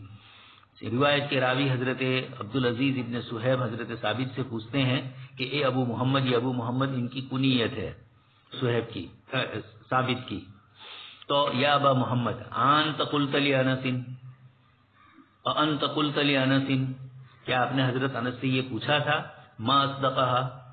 کہ ان کا مہر کیا تھا. فحرك ثابت رأسه تصديقا له، حضرت ثابت رضی اللہ رحمۃ اللہ علیہ نے اپنا سر ہلایا اور یہ کہا کہ ہاں حضرت انس رضی اللہ تعالیٰ عنہ سے میں نے پوچھا تھا. خیر امام بخاری رحمۃ اللہ علیہ اس جملے کو لا کر اس قصے کو پکا کر رہے ہیں مہر کے متعلق، اور یہ سوال پوچھا تھا، اس کے ذریعے گویا معلوم ہوا کہ روایت میں بہت تیقظ ہے. گفتگو یہاں صرف اتنی ہے کہ معنویات، اس قسم کی چیزیں، جواہرات کو چھوڑ کر معنویات اور آراز وغیرہ یہ مہر کے طور پر ہو سکتی ہے یا نہیں، یا امور معنویات جیسے قرآن کریم وغیرہ، اس طرح کی چیزیں ہمارے نزدیک یہ نہیں ہے. لیکن ضروری نہیں کہ اسی اعتبار سے ہو. یہاں پر بھی حضرت صفیہ رضی اللہ تعالیٰ عنہ کے سلسلے میں اگر یہ بات ہے کہ ان کی آزادی کو ہی مہر قرار دیا، جبکہ کچھ روایتوں سے ہے کہ آپ صلی اللہ علیہ وسلم نے بدل کتابت ادا کر دیا اور پھر ان سے نکاح کیا، یا بدل کتابت کی شرط پر ان سے نکاح کیا کہ میں تم سے نکاح کرتا ہوں اور تمہارا جو بدل کتابت ہے وہ میں ادا کر رہا ہوں بطور مہر کے. خیر آپ صلی اللہ علیہ وسلم کے لیے خصوصیات ہے، محدثین نے اس کو یہاں پر اسی اعتبار سے ذکر کیا، اس لیے دوسروں کے لیے اس کی گنجائش نہیں ہے. اس کے بعد والی روایت حضرت انس بن مالک کی، یقول صبر نبی صلی اللہ علیہ وسلم صفیہ فاعتقها وتزوجها، یہاں ہے ان کو آزاد کیا اور ان سے نکاح کیا. فقال ثابت لانس ما اصدقها، ثابت نے حضرت انس رضی اللہ عنہ سے پوچھا کہ کیا مہر تھا. اصدقها نفسها فاعتقها، انہوں نے اپنا نفس آپ صلی اللہ علیہ وسلم کو مہر میں دیا. فاعتقها، آپ صلی اللہ علیہ وسلم نے ان کو آزاد کیا. یہ کلمات بھی تھوڑے اس طرح مشیر ہے. خیر روایتوں میں مختلف قسم کے کلمات ہے. احناف نے ان مختلف آیات اور مختلف احادیث کی روشنی ہی کے اندر اس طرح کا مسلک اختیار کیا ہے، اور اس بنیاد پر ان روایتوں میں سے کچھ روایتوں میں ہماری تائید ہوتی ہے اور کچھ روایتوں میں دیگر ائمہ کی تائید ہوتی ہے، لیکن فی نفسی ہی نفس مسئلہ اپنی جگہ پر ہے۔ آپ صلی اللہ علیہ وسلم نے حضرت صفیہ رضی اللہ تعالیٰ عنہ کے ساتھ جو معاملہ کیا، یہ خصوصی طور پر خود آپ صلی اللہ علیہ وسلم کے ساتھ اس کا تعلق ہے، اس لیے اس کے اندر آپ صلی اللہ علیہ وسلم کے لیے کچھ اختصاص کا بھی مسئلہ ہے۔ آپ صلی اللہ علیہ وسلم کی بہت ساری خصوصیات روایتوں میں مختلف جگہوں پر آپ سن چکے ہیں، اس اعتبار سے یہاں پر بھی آپ صلی اللہ علیہ وسلم کی یہ خصوصیات ہے۔ حضرت سہل ابن سعد ساعدی رضی اللہ تعالیٰ عنہ فرماتے ہیں کہ اللہ کے رسول صلی اللہ علیہ وسلم التقا ہوا والمشرکون، آپ اور مشرکین کا آپس میں مقابلہ ہوا، وہی خیبر کی بات ہے۔ فاقتتلوا، آپس میں جنگ ہوئی اور آپس میں مدبر رہی۔ فلما مال رسول اللہ صلی اللہ علیہ وسلم الى عسکری، جب آپ صلی اللہ علیہ وسلم اپنے لشکر کی طرف مائل ہوئے، اور ومال الآخرون، اور دوسرے لوگ بھی قتال سے فارغ ہونے کے بعد اس دن میں، مکمل جنگ ابھی ختم نہیں ہوئی ہے، ایک دن کا مسئلہ ہے کہ اس دن کی شام کو یہ ہوا، اور خیبر والے بھی اپنی جگہ کی طرف گئے۔ وفی اصحاب رسول اللہ صلی اللہ علیہ وسلم رجل لا يدعو له شاذة ولا فاذة۔ ایک قصہ ذکر کرتے ہیں صحابی رضی اللہ تعالیٰ عنہ کا کہ اللہ کے رسول صلی اللہ علیہ وسلم کے ایک صحابی تھے، آپ صلی اللہ علیہ وسلم جب لوٹے تو آپ کے یہ صحابی ہے، جہاں کوئی کافر ان کو ملتا کا دکا، شاذتن ولا فاذتن، جماعت ہو اور اس سے علیحدہ ہو یا پہلے سے ہی انفرادی طور پر ایک آدمی ہو، مطلب یہ ہے کہ کوئی بھی کہیں سے بھی ملے، جماعت میں سے چھوٹ کر ملے، الگ تنہا ملے، الا اتبعها، آپ اس کے پیچھے چلتے تھے، اور یضربها بسیفه، دشمن کے اس آدمی کو قتل کر دیتے تھے، یہ ان کا حال تھا۔ اس کے بعد آگے ہے یضربها بسیفه، اپنی تلوار سے اس کو ختم کر دے۔ فقال ما اجزا منا اليوم احد كما اجزا فلان، صحابہ کرام نے یہ کیفیت دیکھی تو انہوں نے آپس میں بات چیت کی اور یہ کہا کہ جو انہوں نے ما اجزا، جو حصہ انہوں نے مال جہاد کے اندر اپنا لگایا، کما اجزا فلان، اتنا حصہ کسی نے نہیں لگایا، اتنی محنت اور اتنی کوشش کسی نے نہیں کی۔ ما اغنا بھی ہے، جتنا انہوں نے جہاد کے اندر ہمیں فائدہ پہنچایا، بے نیاز کیا، اتنا کسی نے نہیں کیا۔ آپ صلی اللہ علیہ وسلم کے سامنے ان کا تذکرہ ہوا، اور یہ آپ صلی اللہ علیہ وسلم نے جواب میں فرمایا اما انہ من اہل النار، بہرحال وہ اہل نار میں سے ہے، اگر منافق ہے تب تو ہمیشہ کے، اور اگر مومن ہے تو وقتی طور پر جہنم میں، اور یعنی ان کے حق میں تو پھر حضور دعا فرمائے، لیکن دوسروں کو تنبیہ فرما دے کہ نیتوں کا اخلاص رکھنا چاہیے عموماً، لیکن محدثین نے اس کو منافقی قرار دیا ہے۔ فقال رجل من القوم انا صاحبہ، صحابہ ڈر گئے، گھبرا گئے کہ ایک شخص جہاد کے اندر اتنا بڑھ چڑھ کر حصہ لے رہا ہے اور آپ صلی اللہ علیہ وسلم اس کے متعلق یہ فرماتے ہیں۔ چنانچہ انہوں نے کہا کہ انا صاحب ہوں، میں ان کے ساتھ رہوں گا اور میں دیکھوں گا کہ یہ کیا کرتے ہیں۔ فقال فخرج معه كلما وقف معه، اب یہ اس ساتھی کے ساتھ ہو گئے، جہاں وہ ٹھہرتے یہ بھی ٹھہرتے، وَإِذَا أَسْرَى معه، اور جب وہ تیز چلتے تو یہ بھی ان کے ساتھ سواری میں تیز چلتے، مطلب ان کا سایہ نہیں چھوڑا، ان کے قریب میں ہی رہے۔ تھوڑی دیر کے بعد دیکھا کہ فجورح الرجل، ان کو زخم پہنچا تھا، جرحا شدیدا، دشمن کے مقابلے کے اندر جو یہ بڑھ چڑھ کر لڑ رہے تھے، ان کو جو زخم پہنچا تھا، فاستعجل الموت، انہوں نے موت کو جلدی مانگا۔ مراد یہی ہے، آگے روایت میں تفصیل آ رہی ہے، فوضع سیفہ بالارض، اپنی تلوار زمین میں انہوں نے گاڑ دی، وذبابہ، اور اس کا جو اوپر کا نوک والا حصہ ہے وہ بین ثدییہ، اپنے سینے کے درمیان کر دیا، اور زور سے اوپر سے اس کے اوپر کود پڑے، تو اپنی تلوار زمین کے ساتھ دبا کر اس کو رکھ دی اور اوپر سے اس کے اوپر کودے اور اپنے سینے کے حصے کے اوپر ثم تحامل علی سیفہ، اپنی تلوار کے اوپر انہوں نے وہ مائل ہوئے، فقتل نفسہ، اپنے آپ کو گویا کہ خودکشی کر لی۔ فخرج الرجل الی رسول اللہ صلی اللہ علیہ وسلم، وہ صحابی رضی اللہ تعالیٰ عنہ دوڑتے ہوئے حضور کے پاس پہنچے اور آپ صلی اللہ علیہ وسلم کے پاس جا کر انہوں نے عرض کیا اشہد انک رسول اللہ، میں گواہی دیتا ہوں کہ آپ اللہ کے رسول ہے۔ یہ مطلب نہیں ہے کہ اس سے پہلے صحابی رضی اللہ تعالیٰ عنہ آپ کی رسالت کی شہادت نہیں دیتے تھے، یہاں بات یہ تھی کہ ان کے ظاہری اعمال ایسے تھے کہ مجاہد لگ رہے تھے، اور مستقبل کا یہی تھا کہ ماشاءاللہ اللہ پاک کی طرف سے ان کے ساتھ حسن سلوک کیا جائے گا، لیکن ان کی نیت کیا تھی اس کا پتہ نہیں تھا، اور آپ صلی اللہ علیہ وسلم نے من اہل النار فرما دیا۔ اس بنیاد کے اوپر صحابی رضی اللہ تعالیٰ عنہ فرماتے ہیں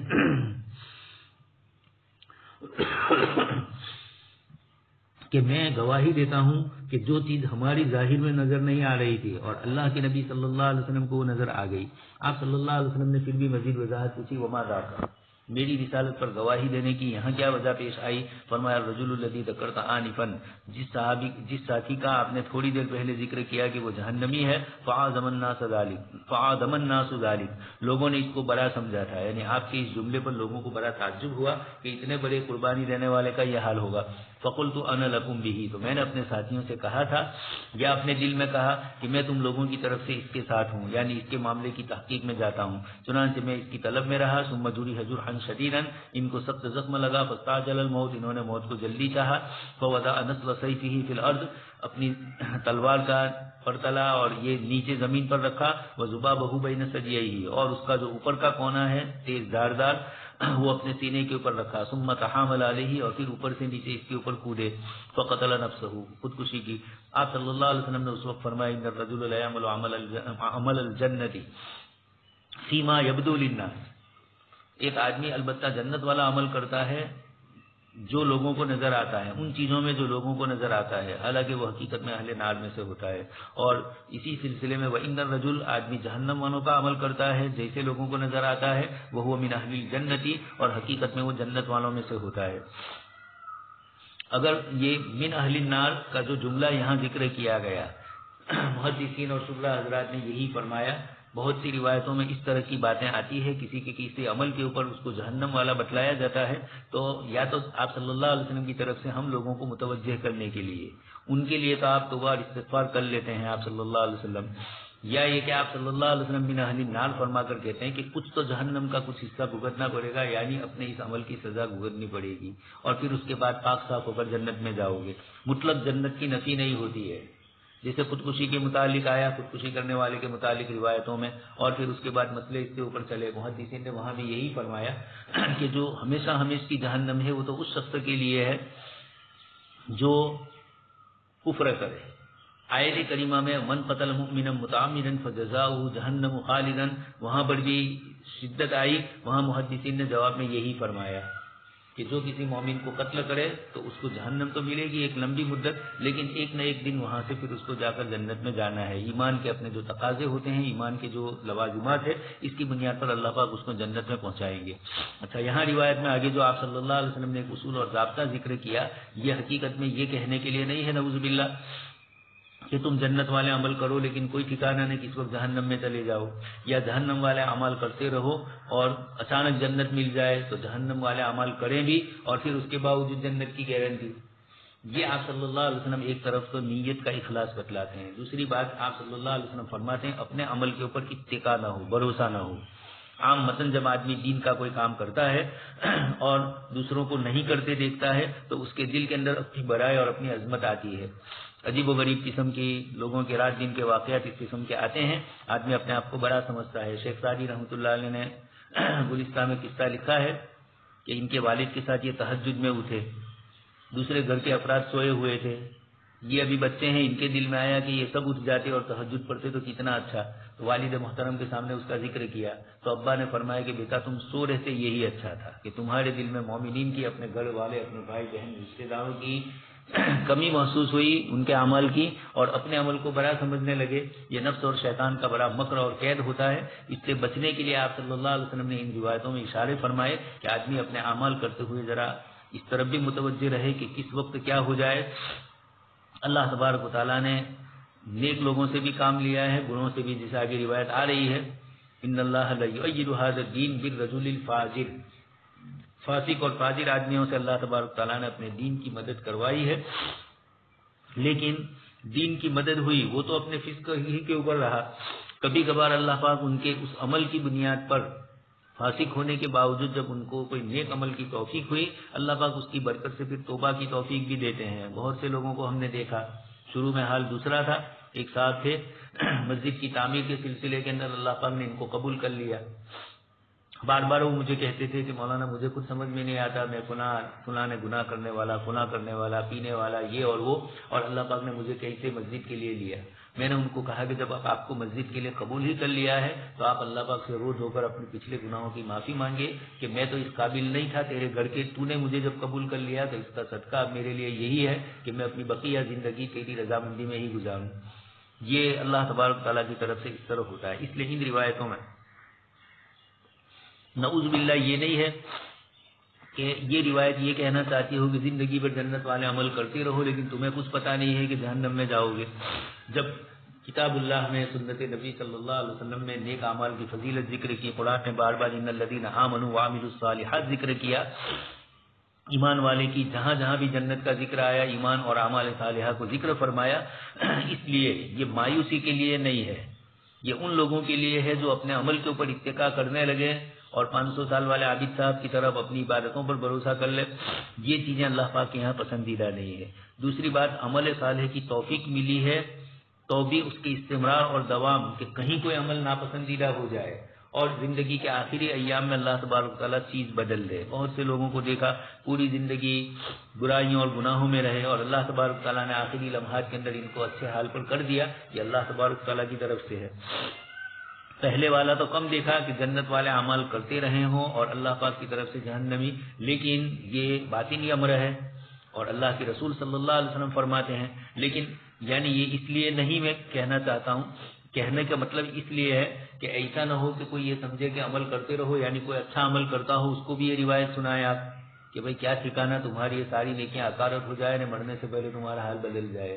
تو نیک عمل سے کسی کو روکنے کے لیے اس طرح کرے، مایوسی پیدا کروانا اس کے لیے نہیں ہے۔ آپ صلی اللہ علیہ وسلم نے یہاں اس موقع پر نہیں فرمایا ہے، اس لیے آپ صلی اللہ علیہ وسلم ہی کے دیگر ارشادات کی روشنی میں اس ارشاد کو سمجھنا ہے۔ آگے اس کے بعد ہے شہیدنا خیبر۔ حضرت ابو ہریرہ رضی اللہ تعالیٰ عنہ فرماتے ہیں ہم خیبر میں شریک ہوئے،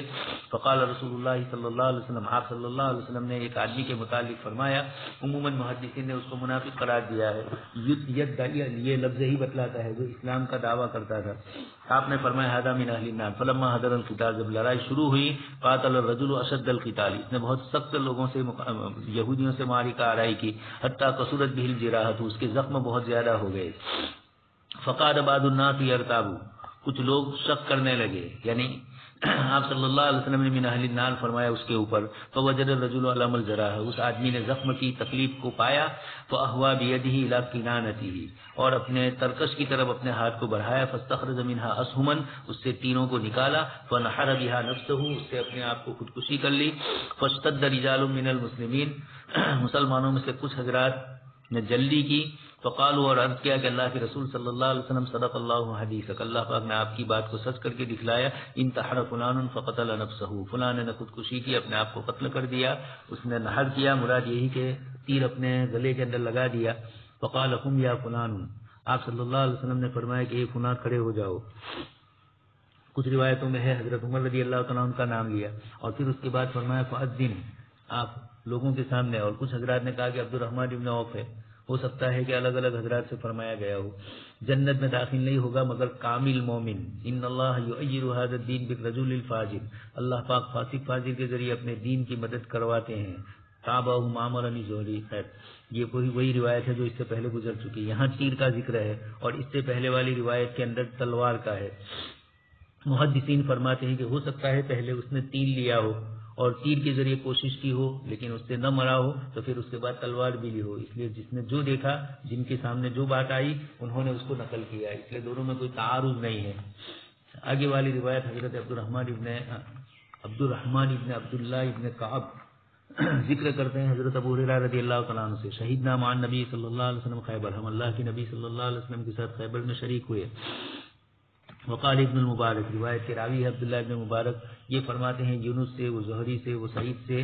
آپ صلی اللہ علیہ وسلم سے، تابعہ صالح عن الزہری۔ مختلف روایتیں ذکر کی جا رہی ہے یہاں پر،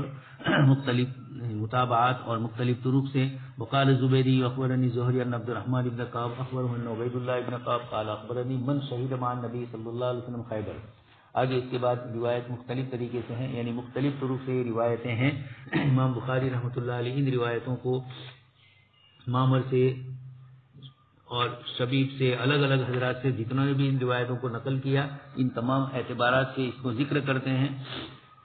امام بخاری رحمۃ اللہ علیہ کی عادت ہے کہ روایتوں کو مختلف طرق سے نقل کرنا، متابعات کے ذریعے نقل کرنا، پھر روایتوں کے الفاظ کے اندر فرق ہو اس کو بھی نقل کرنا، جیسے آگے روایتوں کے الفاظ کا بھی فرق آ رہا ہے، اس کی طرف بھی اشارہ فرما رہے ہیں۔ یہ روایتوں میں سب جگہ پر خیبر ہے، اور ایک روایت کے اندر خیبر کے بجائے دوسرا ذکر ہے، اس لیے مختلف روایتوں میں جو آیا اس کو آگے نقل کیا جا رہا ہے۔ خیر،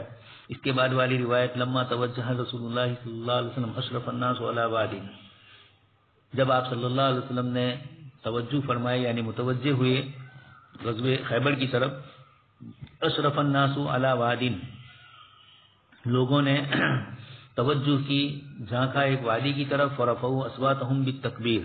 اور زور سے ان کی زبان سے اللہ اکبر نکلا،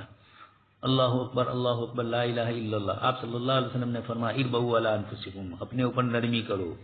بہت زور سے آواز نہ لگاؤ، انکم لا تدعون اصم ولا غائبا، تم کسی بہرے کو اور غائب کو نہیں پکار دیتے ہو، انکم تدعون سمیعا قریبا وهو معکم،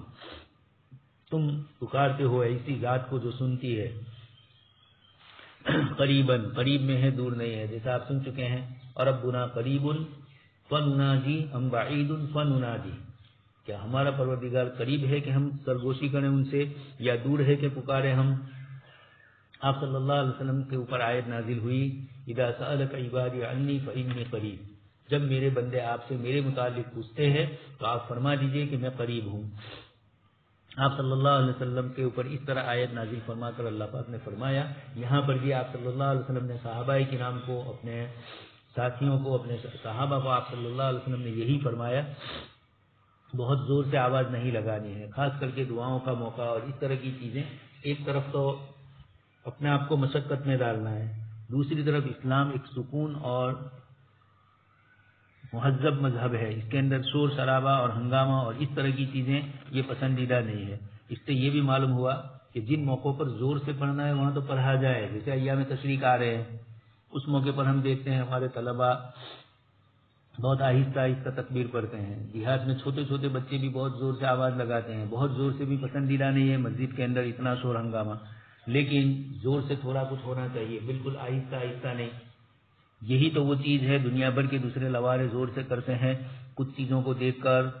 بہت زور سے بم برارے پاڑتے ہیں، کرکٹ کھیلنے والے، کرکٹ دیکھنے والے اور اس طرح کے دوسرے کھیل وغیرہ تماشے دیکھنے والے زور سے آوازیں لگاتے ہیں، تو یہاں تو اللہ کے لیے آواز لگانی ہے۔ کتاب اللہ نے خود فرما دیا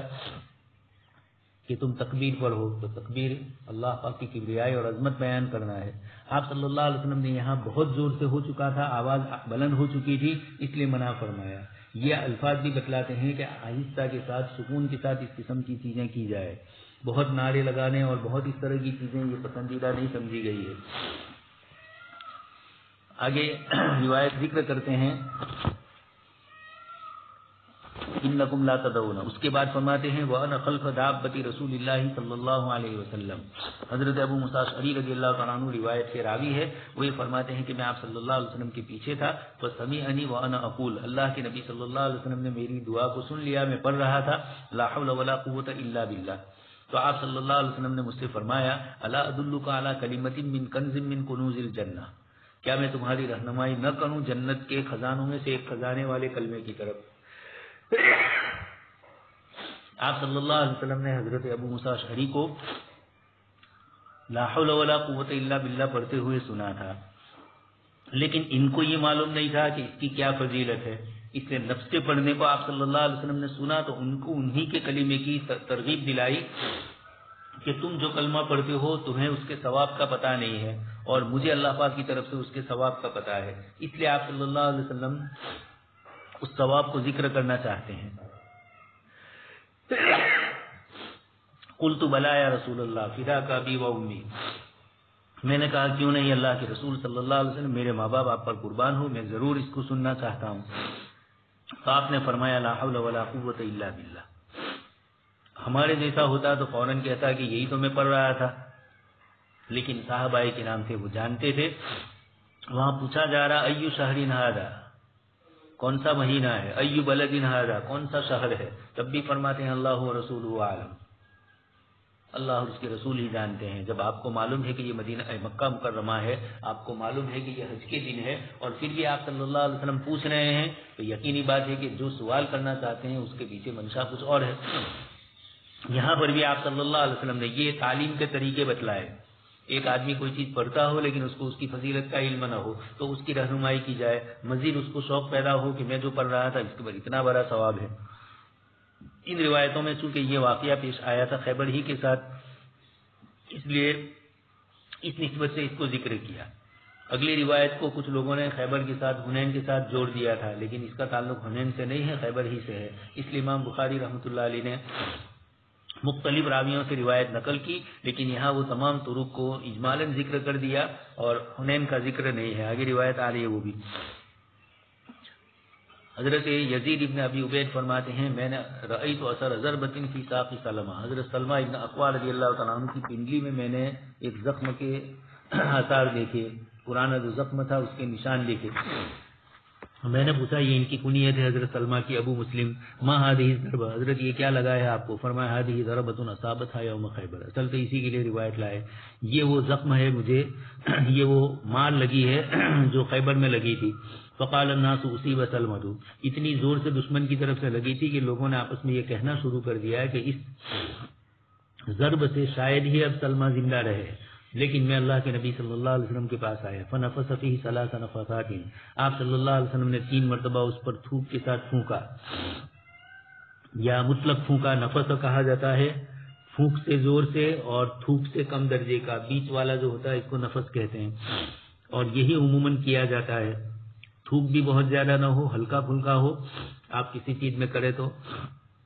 3 مرتبہ آپ صلی اللہ علیہ وسلم نے پھونکا. فمشتقیتھا حتی الساعہ، اس کے بعد جب یہ گفتگو کسی سے چل رہی ہوگی ان کے شاگرد سے ایک لمبی مدت کے بعد، فرماتے ہیں کہ جب سے اللہ کے نبی صلی اللہ علیہ وسلم نے اس کے اوپر اپنی پھونک لگا دی اس کے بعد سے آج تک مجھے کوئی تکلیف نہیں ہوئی. صحابہ کرام کو اللہ کے رسول صلی اللہ علیہ وسلم کے ان معجزات کے اوپر یقین تھا، اس لیے صحابہ کرام نے آپ صلی اللہ علیہ وسلم کے پاس گئے اور اس طرح ہوا. اس سے پہلے بھی دوسرے صحابہ کے واقعات سن چکے ہیں. آگے روایت ہے التقى النبی صلی اللہ علیہ وسلم والمشرکون فی بعض مغازیہ، آپ صلی اللہ علیہ وسلم اور مشرکین یہود خیبر مراد ہے اپنے بعض غزوے میں، مراد اس سے غزوہ خیبر ہی ہے. فاقتتلوا، پس انہوں نے قتال کیا. فمال كل الى عسكرهم، ہر ایک اپنے اپنے لشکر کی طرف شام ہوئی تو ہر ایک اپنے اپنے پناہ گاہ کی طرف گئے. وفی المسلمین رجل، وہی روایت جو اس سے پہلے آ چکی ہے. مسلمانوں میں ایک شخص تھے ازمان ان کا نام ہے، لا يدعو من المشرکین شاذۃ ولا فاذۃ، یہ نہیں چھوڑتے تھے مشرکین میں سے کسی کو تنہا اور کسی کو جماعت میں، الا طواها، مگر اس کے پیچھے پڑتے تھے اور اس کو تلوار سے مار دیتے تھے. اللہ کے رسول صلی اللہ علیہ وسلم سے عرض کیا گیا کہ ما اجزا احد ما اجزا فلان، جتنا حصہ اس نے دیا یا جتنا نفع اس نے دیا اتنا اور کسی نے نہیں دیا. آپ صلی اللہ علیہ وسلم نے فرمایا انه من اهل النار. فقالوا اینا من اهل الجنة ان كان هذا من اهل النار. یہاں اضافہ ہے. صحابہ نے کہا کہ اتنی بڑی قربانی دینے والا بھی اگر جہنمی ہے تو پھر ہم لوگ کیسے جنتی ہوں گے؟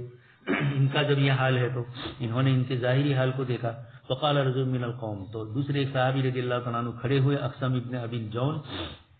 انہوں نے کہا کہ آپ لوگ گھبراؤ مت، اللہ کے رسول صلی اللہ علیہ وسلم کے اس جملے پر جو ہمیں بظاہر اشکال ہو رہا ہے میں اس کا پیچھا کرتا ہوں اور اس کی تہ تک پہنچنے کی کوشش کرتا ہوں. میں ضرور اس آدمی کا پیچھا کروں گا، یعنی ان کے ساتھ رہوں گا. فإذا أسرع وأبطأ كنت معه، بس جب جب بھی وہ تیز چلتے یا آہستہ چلتے، یعنی اپنی سواری تیز کرتے تب بھی میں بھی تیز کرتا، اور وہ اپنی سواری کو آہستہ کرتے تو میں بھی، اس لیے کہ مجھے تو ان کے اعمال ہی پر نگرانی کرنی تھی. حتیٰ جری ہے، یہاں تک کہ ان کو زخم لگا. اور فاستعجل الموت، موت کو جلدی چاہا. فوضع نصاب سیفہ بالارض، اپنی تلوار کے لکڑی والے حصے کو، قبضے والے حصے کو انہوں نے زمین کے ساتھ گاڑا. وذبابہ بین ثدییہ، اور نوک والے حصے کو اپنے سینے کے اوپر رکھا اور پھر اس کے اوپر کود پڑے، سینے کے اوپر اس کو لگا دیا. بس اپنی خودکشی کی. بس وہ صحابی اللہ کے رسول صلی اللہ علیہ وسلم کی خدمت میں آئے اور انہوں نے کہا کہ میں گواہی دیتا ہوں کہ آپ اللہ کے رسول ہیں. فرمایا وما ذاک، تو آپ نے خبر دی صحابی نے کہ اللہ کے رسول آپ نے جن کے متعلق فرمایا تھا ان کا یہ حال ہوا. تو آپ نے وہی بات فرمائی جو اس سے پہلے آپ سن چکے ہیں. لوگوں کی نگاہوں میں وہ چیز جنت والے اعمال کی لگتی ہے لیکن لمن اہل النار. اپنے اعمال کا محاسبہ اور اپنی نیتوں کا استحضار اور اللہ ہی کے لیے کرنا اور اللہ کو راضی کرنے کی کوشش کرنا، ان روایتوں سے یہی معلوم ہوتا ہے۔ اس کے بعد والے روایت نصر انس الی الناس یوم الجمعہ، حضرت انس رضی اللہ تعالیٰ عنہ نے لوگوں کی طرف جمعہ کے دن دیکھا، فرآ طیالستن، آپ نے ان کے اوپر چادریں دیکھی اور چادروں کے ساتھ ایک قسم کا ٹوپی جیسا حصہ ہوتا تھا، اس کو بھی دیکھا۔ خیر، آپ رضی اللہ تعالیٰ عنہ نے فرمایا کأنہم الساعۃ یہود خیبر، گویا کہ یہ لوگ اس وقت خیبر کے یہودیوں جیسے لگتے ہیں۔ مراد یہ ہے کہ یہ جو چادر یہ لوگ استعمال کرتے تھے، خاص قسم کی کالے رنگ کی چادر ابھی بھی یہودی استعمال کرتے ہیں۔ حضرت انس رضی اللہ تعالیٰ عنہ کو اچھا نہیں لگا کہ مسلمانوں، یہ تو اتفاقات تھے، آپ نے لوگوں کی چادریں دیکھی، اتفاق سے وہ سب سیاہ رنگ کی تھی، یہ کوئی ضروری نہیں تھا کہ سیاہ رنگ کی چادر نہ پہنی جائے، لیکن حضرت انس کو یاد آیا کہ جب ہم خیبر میں گئے تھے تو یہودیوں کی چادریں بھی ایسی ہی تھی، تو بس یہ مشابہت جو ہے کأنہم الساعۃ، اس بنیاد پر آپ فرماتے ہیں۔ تو حضرت انس رضی اللہ تعالیٰ عنہ نے نفس چادروں سے منع نہیں فرمایا اور اس طرح کے جبوں سے بھی منع نہیں فرمایا، یہ مستقل کتاب اللباس میں باتیں آئے گی۔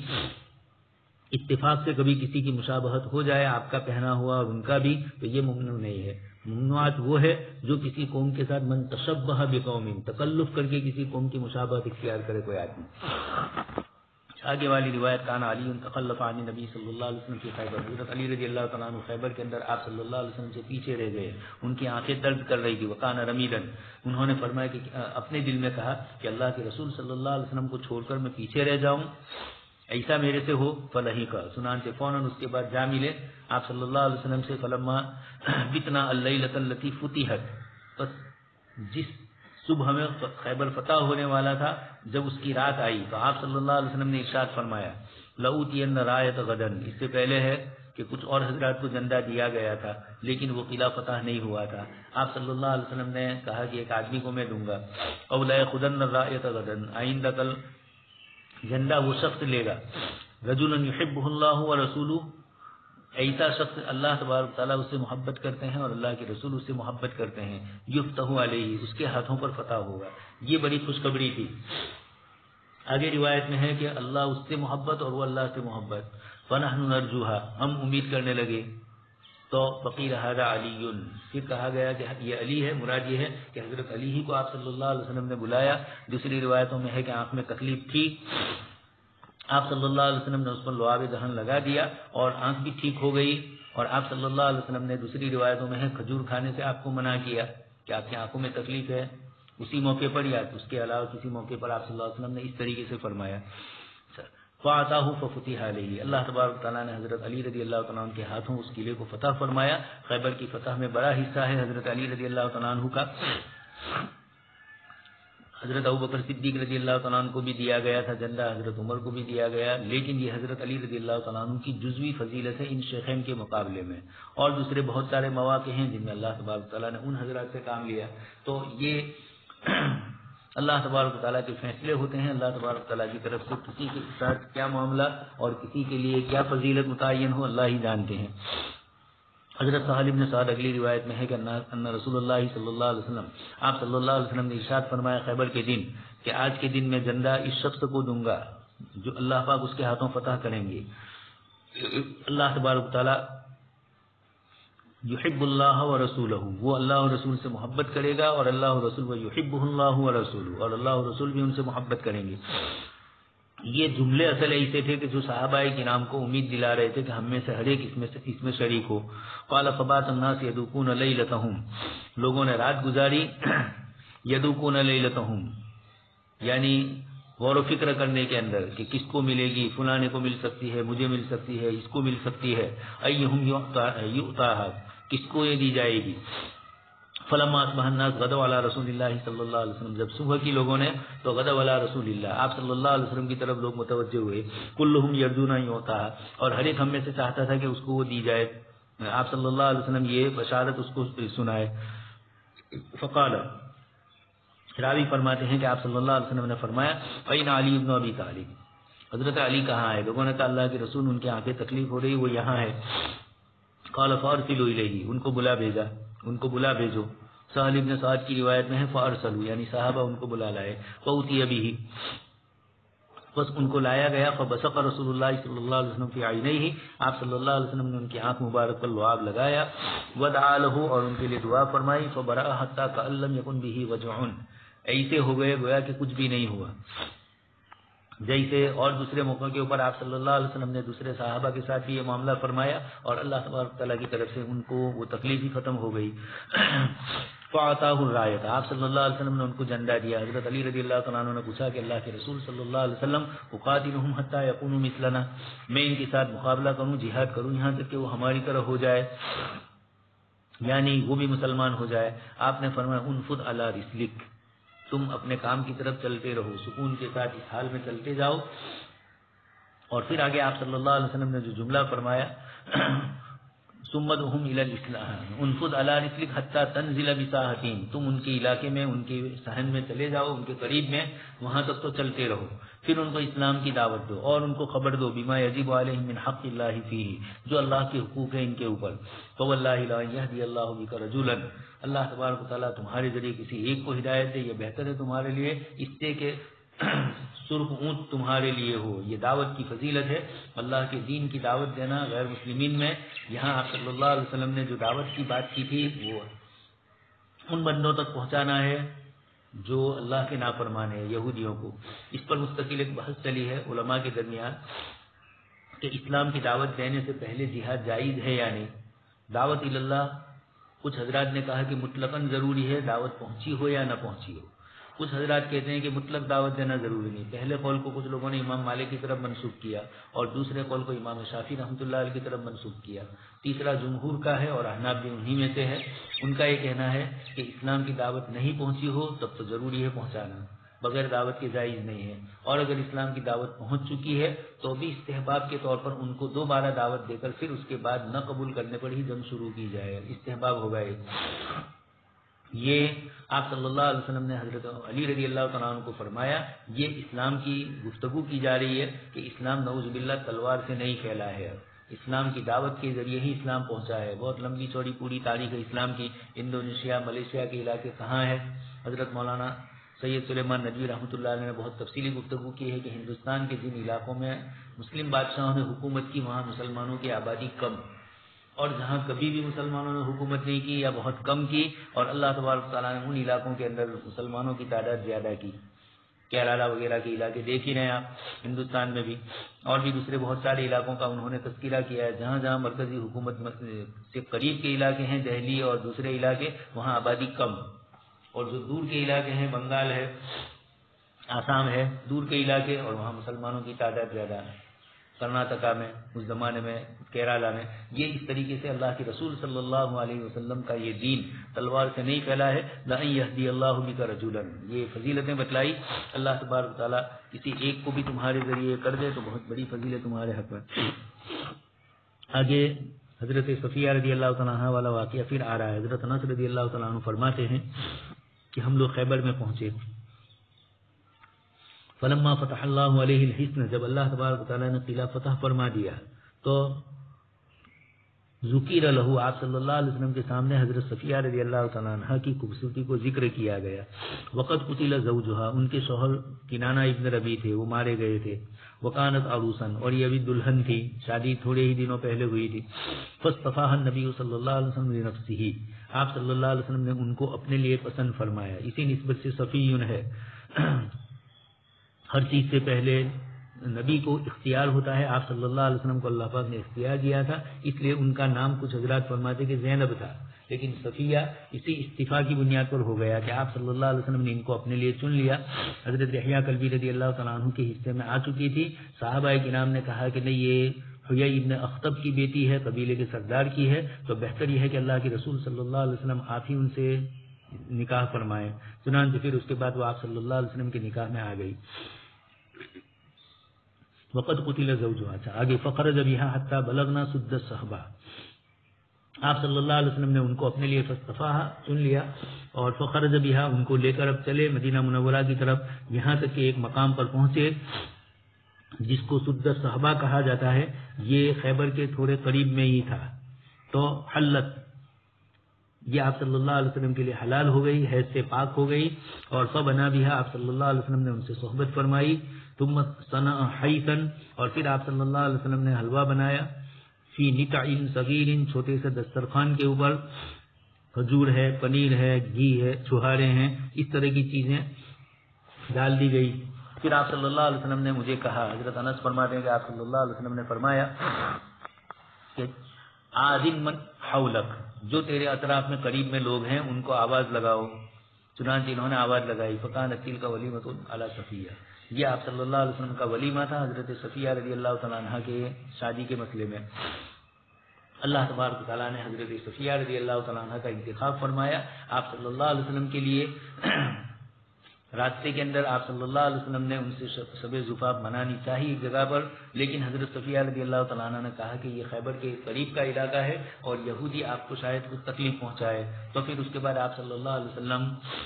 دوسری جگہ جہاں پہنچے سد صحبہ پر، اور وہاں پھر آپ صلی اللہ علیہ وسلم نے حضرت صفیہ رضی اللہ تعالیٰ عنہ سے صحبت فرمائی، اور پھر دوسرے دن آپ صلی اللہ علیہ وسلم نے ولیمے میں یہ چند چیزیں رکھی اور حضرت انس کو فرمایا فکانت تلک ولیمۃ علی صفیہ، یہ ولیمہ تھا آپ صلی اللہ علیہ وسلم کا حضرت صفیہ رضی اللہ تعالیٰ عنہ پر۔ آپ صلی اللہ علیہ وسلم کے ولیمے کے سلسلے میں اس سے پہلے آپ سن چکے ہیں کہ اللہ کے رسول صلی اللہ علیہ وسلم کو جس موقع پر جو چیز میسر ہوتی ہے آپ اس کا اہتمام بہت زیادہ نہیں فرماتے، جو چیز میسر آئی اس کا استعمال کر لیا۔ حضرت زینب رضی اللہ تعالیٰ عنہ کے موقع پر جو چیز میسر آئی وہ زیادہ تھی، اور دوسری ازواج مطہرات کے موقع پر جب بھی جو میسر ہوا آپ صلی اللہ علیہ وسلم نے اس طریقے سے ولیمہ فرمایا۔ اس لیے اس کا تعلق آپ صلی اللہ علیہ وسلم کی ذات گرامی سے ہے، آپ اس کو ہم سے زیادہ جانتے ہیں، صاحب شریعت ہے، آپ صلی اللہ علیہ وسلم کو کب کون سا ولیمہ کرنا ہے، کب کیا کرنا ہے، آپ صلی اللہ علیہ وسلم اللہ کے نبی ہے، اس لیے ہمارا ایمان اور یقین ہونا چاہیے کہ اس طرح کے معاملات میں ہم اپنے قیاس آرائیوں کو دخل اندازی سے پاک رکھیں۔ ثم خرجنا الی المدینہ، پھر ہم لوگ مدینہ منورہ سے نکلے، مدینہ منورہ کی طرف نکلے تو رأیت النبی صلی اللہ علیہ وسلم یحوی لها وراءه بعباءۃ۔ حضرت انس رضی اللہ تعالیٰ عنہ فرماتے ہیں کہ جب ہم لوگ مدینہ منورہ سے روانہ ہوئے تو ہم نے آپ صلی اللہ علیہ وسلم کو دیکھا کہ حضرت صفیہ کے لیے اپنے پیچھے اونٹ پر گدا آپ صلی اللہ علیہ وسلم یحوی لها وراءه بعباءۃ، اپنے عبا کے ذریعے آپ صلی اللہ علیہ وسلم تھوڑا سا ہلکا تھا اور کمبل کے ذریعے آپ صلی اللہ علیہ وسلم گدے جیسا بنا رہے ہیں اور اونٹ کے پاس جاتے ہیں۔ ثم یجلس عند بعیرہ، ان کے اونٹ کے پاس آپ صلی اللہ علیہ وسلم اور اپنا گھٹنا فیضا رکبتہ، آپ صلی اللہ علیہ وسلم اپنا گھٹنا زمین پر رکھ دیتے ہیں اور حضرت صفیہ رضی اللہ تعالیٰ عنہ اپنا پیر علی رکبتہ ان کے اوپر رکھ کر اوپر چل رہی ہے، حتی ترکب، یہاں تک کہ وہ سوار ہو رہی ہے۔ یہ اللہ کے رسول صلی اللہ علیہ وسلم، آگے روایت میں آ بھی رہا ہے کہ صحابہ نے آپس میں گفتگو کی کہ اگر ان کے لیے آپ صلی اللہ علیہ وسلم پردہ کر دیں گے تب تو وہ ازواج مطہرات میں شامل ہے، اور اگر پردہ نہیں کریں گے تو پھر وہ مانڈیوں میں ہے، لیکن آپ صلی اللہ علیہ وسلم نے ان کے لیے پردہ فرما دیا۔ حضرت عائشہ صدیقہ رضی اللہ تعالیٰ عنہ حضرت صفیہ کی بڑی فضیلت بتلاتی ہے۔ حضرت صفیہ رضی اللہ تعالیٰ عنہ بڑی نیک پارسا عبادت گزار ہے، مرض الوفات میں بھی انہوں نے آپ صلی اللہ علیہ وسلم سے فرمایا کہ اللہ کے نبی صلی اللہ علیہ وسلم کاش کہ آپ کی تکلیف مجھے ہو جائے، تو کچھ ازواج مطہرات کے ذہن میں کچھ بات آئی، انہوں نے دیکھا ان کو تو اللہ کے رسول صلی اللہ علیہ وسلم سمجھ گئے، تو آپ نے فرمایا واللہ انہا لصادقۃ، یہ بالکل اخلاص سے کہہ رہی ہے کہ میری تکلیف ان سے برداشت نہیں ہو رہی ہے، تم سے بھی نہیں ہو رہی ہے، لیکن تمہاری زبان پہ نہیں نکلا، ان کی زبان پر آ گیا، اس لیے کسی کی فضیلت نہیں، لیکن یہ ہے کہ اس طریقے سے حضرت صفیہ رضی اللہ تعالیٰ عنہ آپ صلی اللہ علیہ وسلم کے نکاح میں آئی اور اسی حال میں رہی، نعوذ باللہ، اسی طریقے سے وہ یہودیت والی بات جو تھی اور ہوئے ابن اخطب کی صاحبزادی تھی، سب کچھ تھا، لیکن جب آپ صلی اللہ علیہ وسلم کے نکاح میں آ گئی اس کے بعد مخلصہ تھی۔ حضرت معاویہ رضی اللہ تعالیٰ عنہ کے زمانے میں آپ کا انتقال ہوا ام المؤمنین کا، تو یہ حضرت صفیہ رضی اللہ تعالیٰ عنہ کو آپ صلی اللہ علیہ وسلم نے ازواج مطہرات کے زمرے میں شامل فرمایا، اور آپ صلی اللہ علیہ وسلم سواری پر ازواج مطہرات کو اسی طریقے سے بٹھاتے تھے، اس لیے یہاں بھی اس کا ذکر ہوا۔ سبحان اللہ بحمدہ، سبحانک اللہم و بحمدک، نشہد ان لا الہ الا انت، نستغفرک و نتوب